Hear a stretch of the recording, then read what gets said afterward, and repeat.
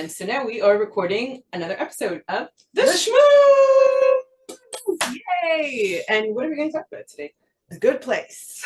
Gosh, you got me hooked, I have to say. You got me hooked, totally. This was, hey, where'd you go? Wow, I'm still in the middle of it. Wow. I have to say I'm still in the middle of it. It raises a lot of questions. It really raises a lot of questions. Okay, so say one of the questions that intrigued you. Okay, so the judge, like the Michael's boss, so he is from the bad place. And like, that was just like, so you go to the good place to the bad place, and this is how it really is. Is that how it really is going to be? Yeah. It got me thinking, okay, like heaven and hell. Yeah. I do not want to go to that meeting place, man. No way. Tell me, who did you like the best? Who did you relate to the best? Which of the four humans did you relate to the best? Well, I saw in Treaty myself when I was very young. Really? I'm a Libra.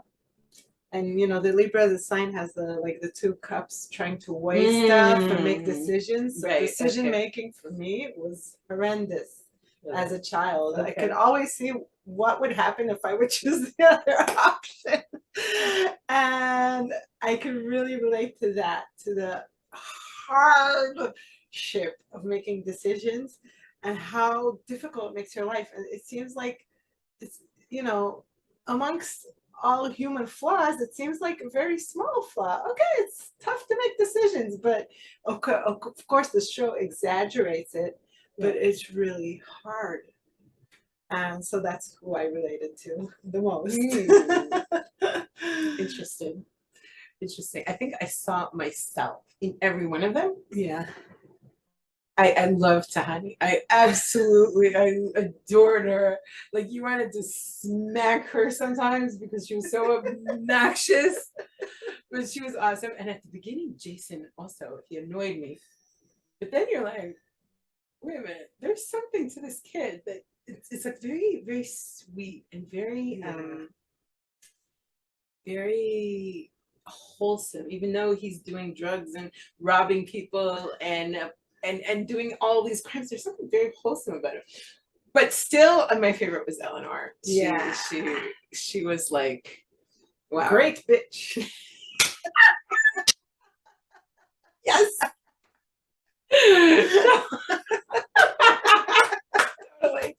Totally. There was also something in her that, like, you know, you're asking, like, why is she such a bitch? Like, why is she so, you're not getting close to me, I'm putting up all these walls. And, you know, because nobody was really there for her, so she had to make her own way. Yeah, but that's like a concept on American TV and I think Western things, that if you like had a bad upbringing, so then you have an excuse for life. And I don't like that part. Because it's like It gives you an excuse. Yeah, it gives it an excuse to not behave well. So I think, okay, yeah, it's understandable in a way, but it's not excusable. You know, Right.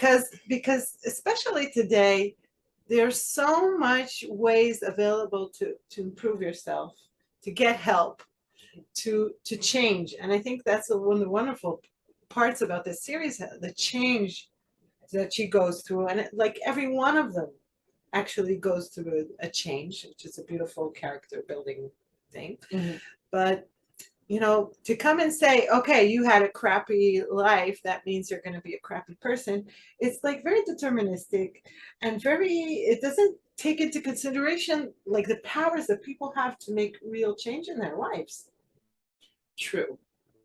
But I think you have to be aware. Like somebody who never received love from their parents. Like, you could say, okay, I can love myself and I can accept myself and whatever. But if you're not aware to the fact that you do need love, then you can, you know, say all these nice, fancy, words. Right, you need awareness. But you need that Right, awareness. you need an awareness, and I think you need also a modeling, like to be with like people who behave differently from the model that you had at home. I think that's my luck, because I sort of intuitively realized this, and I found lots of families to go to and spend Shabbos with, and model different kinds of parenthood from the one I was experiencing at home. And maybe she didn't have that benefit, and she wasn't aware of how screwed up she was. Right. Yeah. That's maybe the point. So I don't think you can't sit there and say, oh, you know, my life sucks, blah, So blah, maybe blah. I was judgmental a little bit about it. No, I'm no, no. I sorry. like what you said. I like what you said. I like what you said, that you need, that it's not an excuse, Right. but you do need the awareness. Yeah. And my heart also breaks for Tahani. Oh, my heart breaks for her. Oh my God, to be that in that constant overshadow. No matter how great you are, you know that you're not going to be as good as your sister. You know that your parents are not going to love you like your sister. Right. I experienced that, and it's something that is so fundamental to my being. I always said, I'm not raising my kids with favoritism or nepotism, because, you know, like, it's so damaging. It is so damaging to compare. It's so damaging to have favorites, to choose one over the other. Yeah. Oh, heartbreaking. Yeah. Absolutely heartbreaking. Okay, so we chose this series. I told Tova to watch it for the month of Elul, because we're in the month of how do you say tshuva in English? Answers. Returning to yourself. Yeah, returning to yourself, trying to be a better person, and the whole show has to do with trying to become this better person and understanding what makes a person good. At least in this one, it's like according to philosophy, and I love the philosophy parts about it, because my dad was a philosopher. Really? Yeah, he's a professor of French philosophy, and it was amazing to take all these like very high concepts that you know think about, and then to see them like in like real life, when you have to make choices according to your ideals, according to your values. And it was really interesting. I love the chapter with the trolley. I was just going to ask you about that. I was just going to ask you about that. The moral dilemma. Are you going to kill one person or 5 people?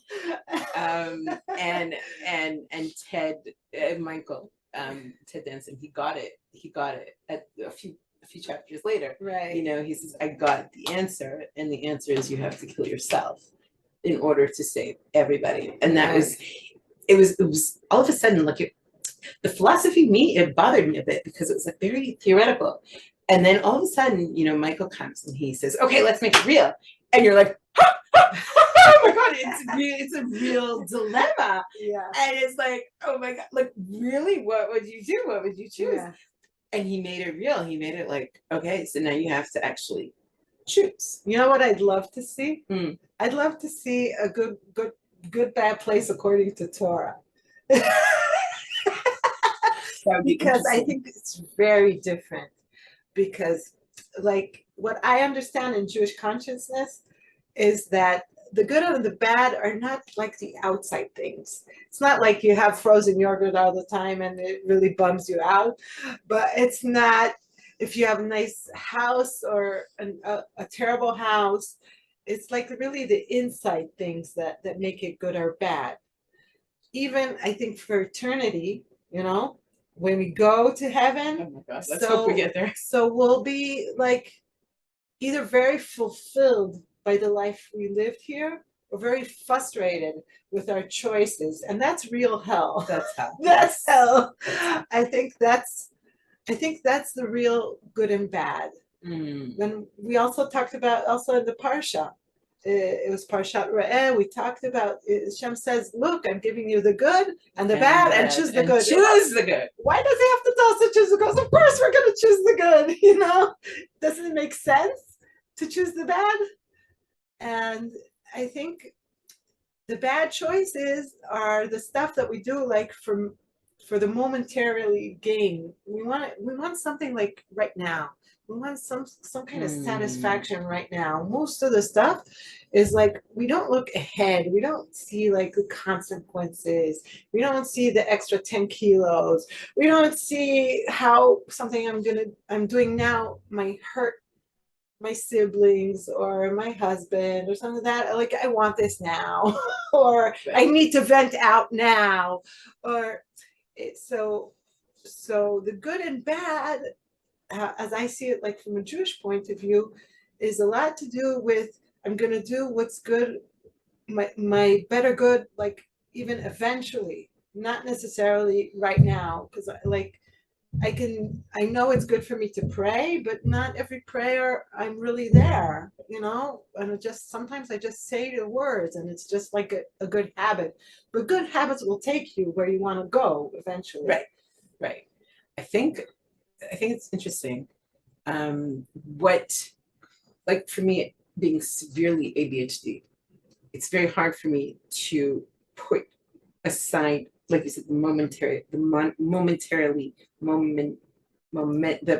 pleasure of the moment. Okay. The pleasure of the moment in order to gain something bigger. Yeah. And I think that once you are able to do that, even with something small, it gives you self-confidence. Right. And it gives you trust in yourself. Right. You can say, okay, I have this project and this project is important to me. And I went through hell, like my book. I went through literally hell to just get it published and printed. And so, you build trust in yourself. Like, okay, you have this goal and you don't know how the goal is gonna materialize or happen. The goal is there. Yeah. And it builds not only momentum, but it also builds trust within yourself that, oh, I can make a promise to myself and I can keep it. Yeah. And to me, that's a very big lesson because it's so hard for me. I'll be like, okay, fine, I'll show up. And then I'll be like, yeah, I don't feel show up. Yeah. Oh, I'll do this, that. The minute something gets a little hard or monotonous, right, it gets hard to keep up that momentum. So that's where I am right now in the good place where they tried to be good. Michael saved them from death, and then they had this total reawakening, and they tried to be good people, and then for 6 months, and then they went back to being their regular selves, right? Because they didn't see the gain from being good. They didn't see that it stacks up, right? Like they don't have to see. That's the whole point. We don't have to see how it stacks up, but we have to give like ourselves. I want to see how it. No, but but if you do everything just because there's like something good waiting for you at the end, so that's not. So it's like you're doing it out of interest. You have like interest. But if you don't have like the reward punishment system, right? What's the purpose of doing good? Like if you don't have, okay. I mean, I'm asking. I don't know. Like I'm asking you. Like if you're saying we have to be like these higher beings just because we have to be this higher being, but if there's no like reward system, right? Why like if I like okay, so let's say I want you to talk about. Because becoming better is something that's eventually good for you. So you're saying just knowing that something's good for me, so that's a reward. That's just that's a reward in and of itself. Of a reward. Yeah. Okay, so I agree with you. Oh, that's hard. Like just to say I'm going to be a good person and that's going to be enough of a reward. Does that really is that satisfying? I don't know. That's really hard. I'm going to do what I came here to do. My purpose, my mission. Yeah. Fulfillment. Yeah. No. I don't know. I'm this question I'm lost about. We'd love to hear what you guys think about this because I am lost and I don't know. I need to have that goal that something is going to happen that okay, so I'm going to be good and it might make me a better person and yay, I'll get to heaven, but there's something that needs to trigger it. Yeah. Also, we're not here only for ourselves. Okay, that I can accept. And we're here to be part of this world, part of the community we live in, part of the people that we touch, even people that access us by this podcast. We're here to influence also. It's not just that we should be good people, but we should leave, like, I think, a good scent in the world. Lead by example, you're saying. Yeah, and give people inspiration and food for thought. And by giving people inspiration, the only way you can give inspiration is by being the best version of yourself. Right. Interesting. Right. Of course. Interesting. Like, nobody's going to be inspired by somebody who is mediocre, or by somebody who doesn't do what they say and live by the principles that they believe in. Right. And just like I know some people who just live. I had a talk with this elderly person, and he said, "I'm just living." And that's so sad. That's sad. That's so sad. That is He sad. says, "Okay, I know I'm gonna die one day, but there's nothing really that I want to do in this world, especially, I'm saying you're healthy. You've got your eyes, your ears, your body's working. Set yourself some kind of a goal. Enjoy something, some kind of an accomplishment that you can still do." Right. And that's so sad. It's like God put you on this earth for 88 years, and you say, "I'm just living." It's like to go through this beautiful thing and like miss it. Yeah. Yeah. That's what I feel. I feel so sad for him. I feel sad for myself sometimes when I am just living and not thriving, when I'm just getting through the day. Yeah. And I'm like, what? But we'll all have these kind of moments. For sure. Totally. We'll have these moments where it's just, get me through another day, please. Another moment. Yeah, we have those days, and I think that's part of the journey. But to be like that daily, that's really depressing. That's kind of sad, yeah. Do you think about death? Oh yeah. Majorly.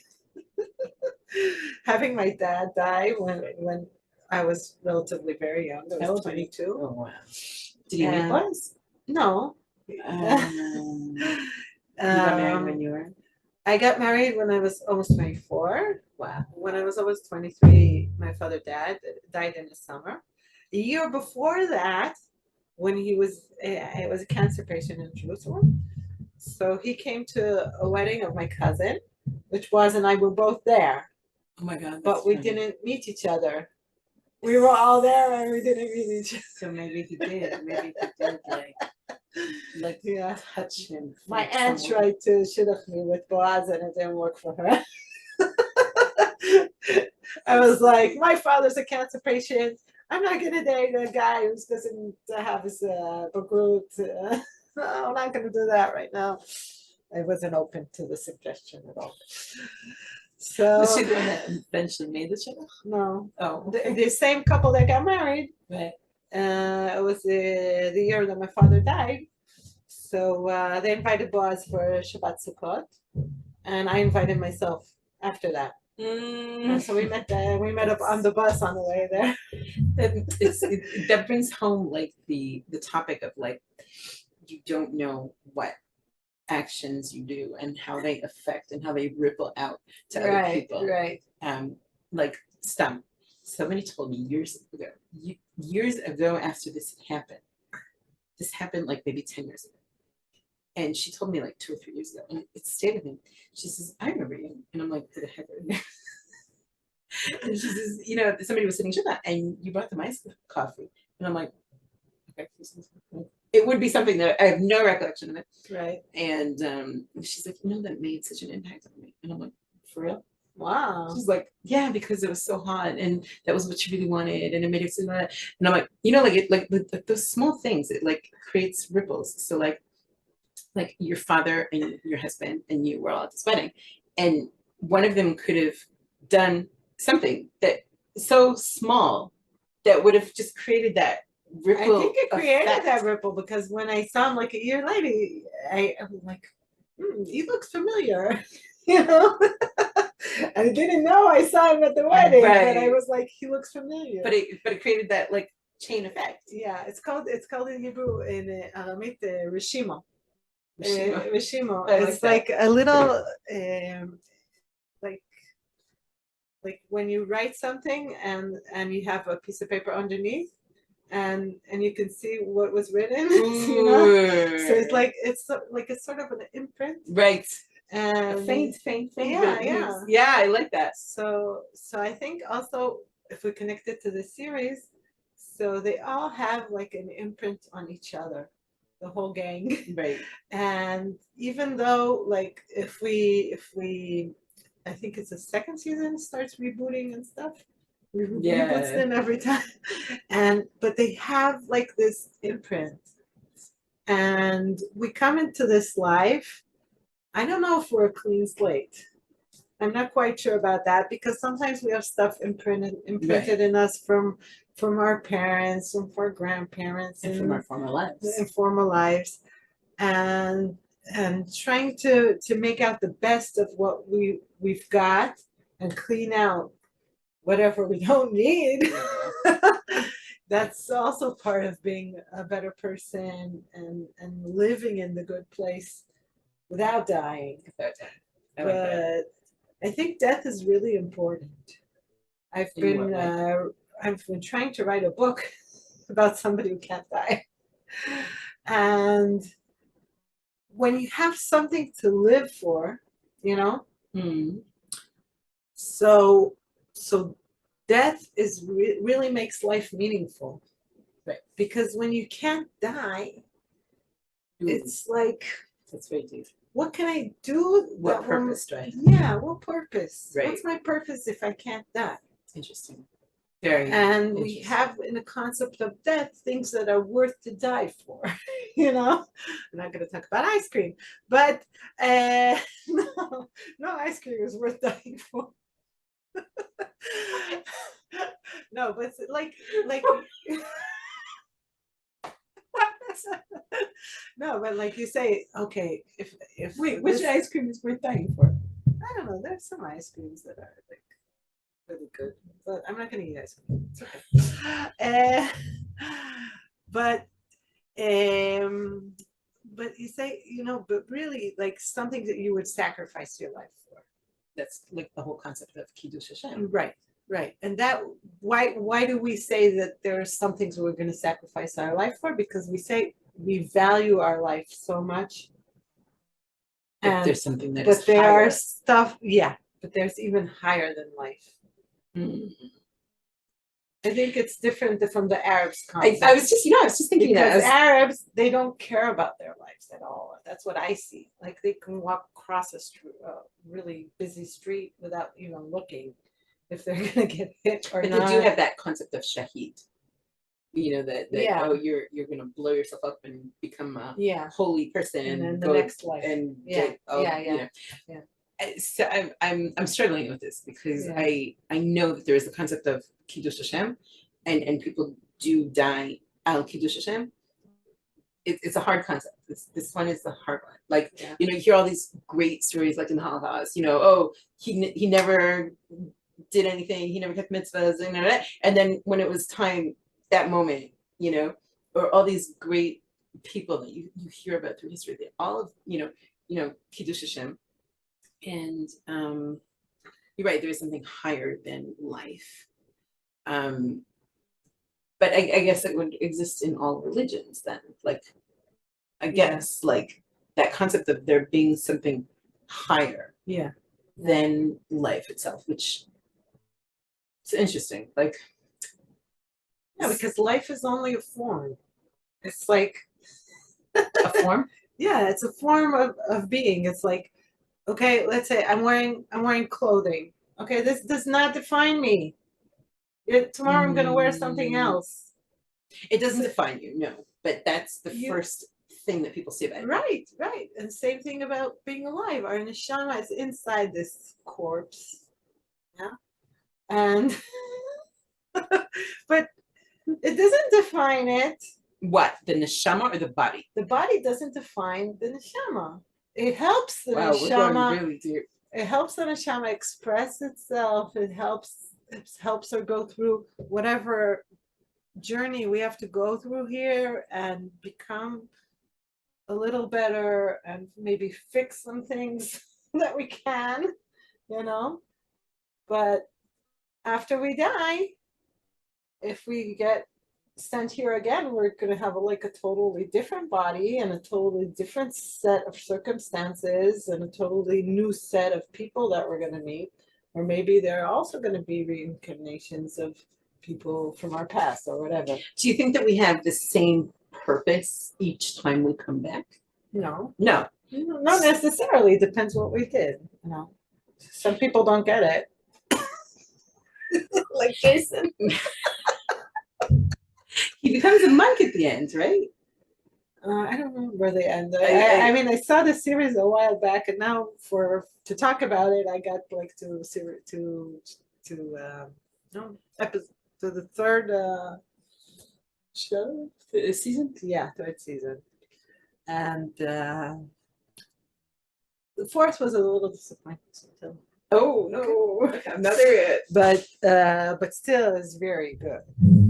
Still is very good. It's very humoristic, and it's like has this thing about how we relate to people, how we influence each other, how even people who are very, very different can connect Right. in a very true way. I'm thinking that there has to be some sort of like harmony between the body and the soul. You get your body for a specific purpose. You get Right. your specific body for a specific reason. Right. And it has to work in harmony with your soul. Right. And and I'm just like I don't think that the soul cannot achieve the job without the body. Like the body is like the soul's tool Right. to accomplish. So they have to work together in like some sort of like harmony, some sort of like Yeah. But your soul can come back as a different body, and therefore it would have a different purpose. We're going really, really deep here. Yeah, okay. It's a good place. What can we say? No, but like, do you think about do you think about dying in terms of, oh, okay, one day it will happen to me, or like every day this can happen to me, and therefore I have to live? Well, sometimes it's more like that, and sometimes it's more like it'll eventually happen. But I do have it somewhere pretty close in my mind because of my father passing away so early. That sometimes it really motivates me, to seize the day. Right. Sometimes it can also paralyze, though. No. Like, oh my God, I have so much to do, and I know that feeling as well. Let's talk about Janet. Okay. There's something interesting about the whole cast. So it's perfectly politically correct. There's a Oriental, there's a Black, there's 3 women, 3 men. There's somebody who is non-gender, Janet. There is an older person, you're right? They just took whatever Tahani was, like a Middle Eastern European, I don't know, combination thing. And they took everybody from different socioeconomic backgrounds. And they just made this gang of characters that was so, you look at it and you're going, okay, man, woman, Oriental, Black, and we're so politically correct, and they match up, like Tahani and Jason, and they match up Chidi and Eleanor. So that was interesting. But Janet, she's very, I'm curious about her because she's like this all-knowing being, right? And yet she falls for Jason, and she can totally be bad. She could have chosen to be bad, but yet she chooses to help these miserable human beings be better. I would love a Janet, wouldn't you? Oh. Ooh. Yeah, Like the summon whole- me all these things. Yeah. But the concept of her being existentially good, like she only wants to do good, and then there's her counterpart, like the bad Janet. Right. Like that's also like a concept that's very interesting to me because you can say, okay, I can give you whatever you want, but is whatever you want really good for you? Like if you drink all the beer, is it really going to be good for you? I can bring it to you. Right. And that goes back to like that momentary pleasure that we just talked about, that we want this momentary pleasure, but we don't necessarily know the effect that it's going to have on us. Yeah. Okay, so I think it's time to wrap it up. Yeah. Oh, I thought we were just getting started. Yeah, and give us your thoughts about The Good Place. If you like this episode, put a thumbs up. If you haven't watched The Good Place, go watch it.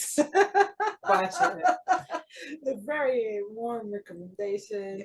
And we'll get you thinking, we'll get you asking questions about your life, about what it means to be a really, truly alive, really, truly a good person.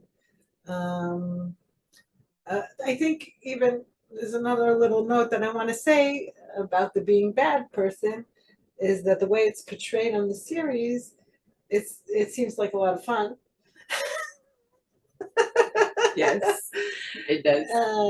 Torturing people seems like a lot of fun. Oh no. But there is a note about like the inner feeling that you get, your conscience, when you do something good. Right. And when you do something bad, you have like this little voice inside that says, oh, or yay.